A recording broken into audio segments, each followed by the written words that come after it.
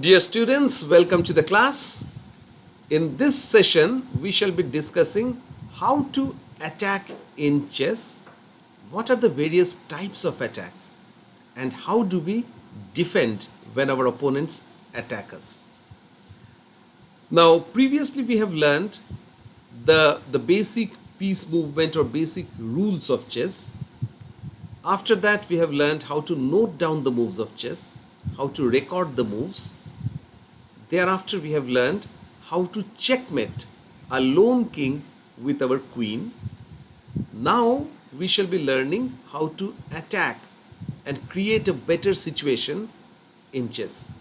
Now, this is a very important lesson because unless we know how to gain advantage, how to have a better situation, we cannot play for a checkmate.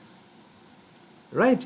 Even when we were checkmating with our queen against king, we had an extra queen. Only then we could checkmate, isn't it? So now through examples, through practical examples, I shall be showing you how many different types of attacks are possible and what is an attack.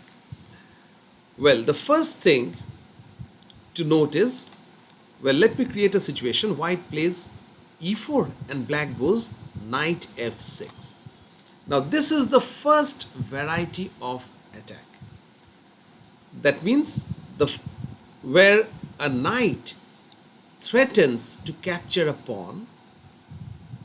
I mean, it can be any chessman attacking any chessman. The condition is the pawn does not have any defense. Let's assume that white ignores black's idea and plays a move like, say, h3.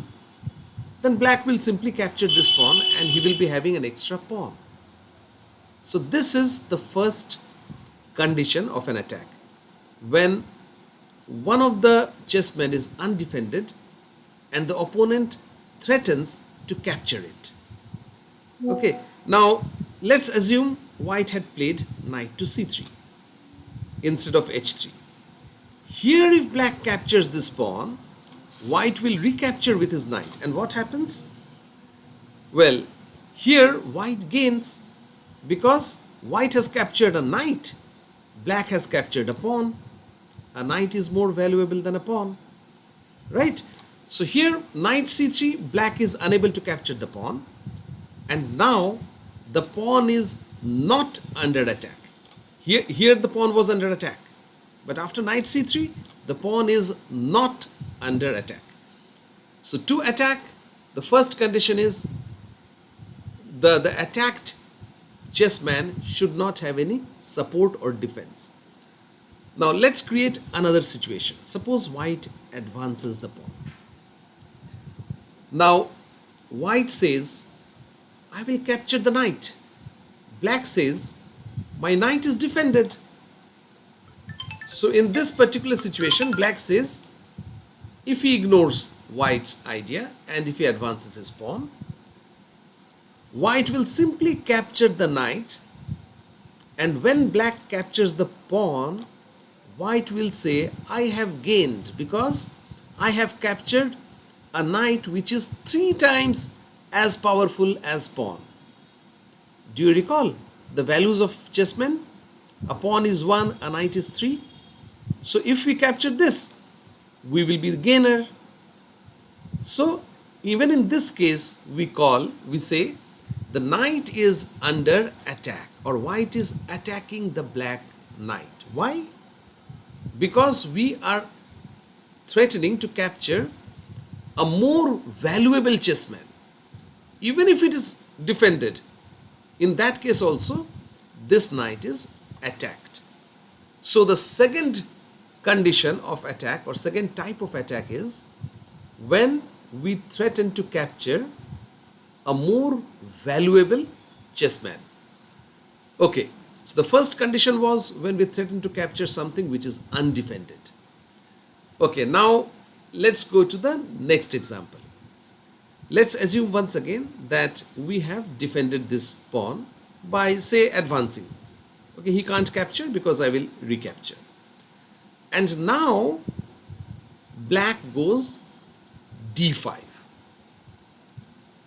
Okay, we say, okay, the pawn is defended and we ignore black's idea and we play knight to f3. Then what happens? Then black can actually capture the pawn, and when we recapture, he can once again capture this pawn with his knight. Why did it happen? Because black was attacking this point with two of his chessmen while white was defending with only one. Even in this case, we say black was attacking the e pawn, right? The pawn on e4. The pawn on e4 is under attack. So this is the third type of attack. The first type was, just let's recall, the first type was when our chessman is not with any support. The second is when our chessman is threatened and it is more valuable. And the third is when the number of attackers are more than number of defenders. Okay, this is a defender, but despite that, this pawn is under attack. And now let's move to a fourth variety of attack, that is when we deliver a check. So let me play some moves and show you. Let's say white plays knight f3, black plays d6, and white develops another knight. Black plays a6 and white plays bishop b5, check. Now check is a special type of attack because the king cannot be defended. The king has to, you cannot say that, my queen is defending the king, so this is not attack. No, check means the king has to save itself. Now how can black defend? How can black save the check? Now after knowing four different types of attack, let's move to how we can defend if our opponent attacks us. Now in this particular situation, black has three different ways to defend. The first is we can capture the attacker. There is no attacker, there is no attack. Right? The chessman which was attacking, or the piece which was attacking, can be captured. If it can be captured, that is the best way to avoid attacks. Okay, or best way to defend. The next is just run away, move away from the attack, which means there is no check. Okay, so when the defensive piece or the defending piece simply moves away from attack. And the third is you close the line of attack. For example, here the bishop is checking diagonally, so black can play c6, blocking the line. Okay, now the bishop can't jump over pawn and attack the king. Or black could have played knight to c6, that's good enough. Black could have played knight to d7, that's also good enough. Black could have played bishop to d7, that is also good, but not queen to d7. Why? Legally you can play this move, or black can play this move, but in practice the bishop will capture the queen and white will celebrate. Okay, white is a queen up, he is ahead on material. So that is why the queen is very powerful, very valuable. So here one of the ways to defend is by capturing the attacker. The second is by moving away. Third is by blocking the line of attack. And there are two more defenses which we shall be learning now. Okay, so let's go back to this situation. We have also seen one of the ways to avoid attack is by supporting, or defend is by supporting the attacked point. We can play d3, we can play knight c3, we can play queen e2. Now the queen defends the pawn. If knight captures by mistake, white can capture the knight. We can play queen f3, isn't it? We can play pawn to f3, we can play bishop to d3. So many different ways how we can support the pawn. So what have we learned till now? How many ways of defenses are there? First is kill the attacker. The next is run away. Third is block the line. The fourth is support.